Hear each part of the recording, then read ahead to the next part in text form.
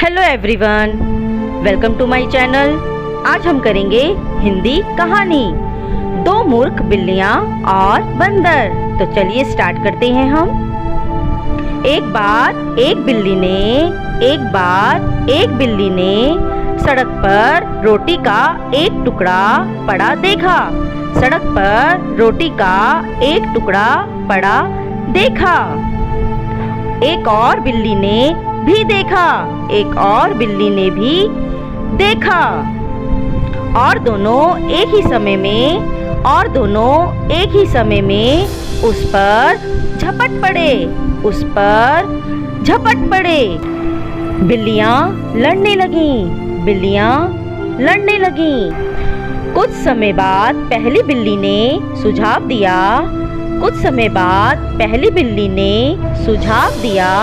कि वे रोटी को दो टुकड़ों में बांट लें। इसी बीच एक बंदर वहां आ गया।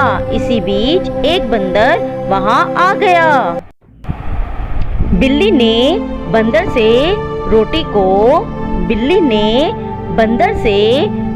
को दो बराबर भागों में बांटने को कहा।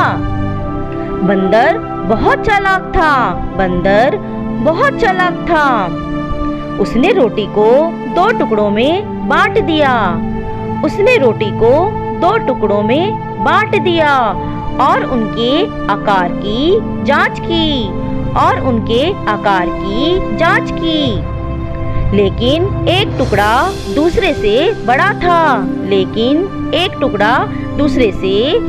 था, इसलिए उसने बड़े टुकड़े से काट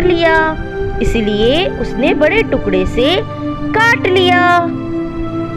फिर उसने देखा कि दूसरा टुकड़ा बड़ा था और उसने उसे भी काट लिया।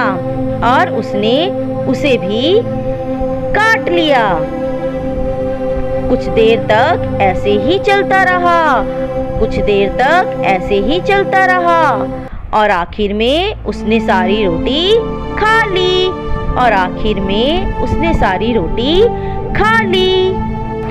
और बिल्लियों के पास कुछ भी नहीं बचा।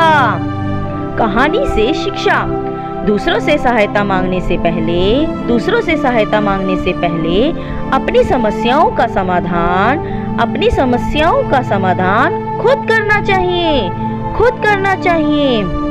क्योंकि हमारी आपस की लड़ाई में दूसरे लोग फायदा उठा लेते हैं और हमें आपस में लड़ना नहीं है, मिलजुल कर एक रहना है।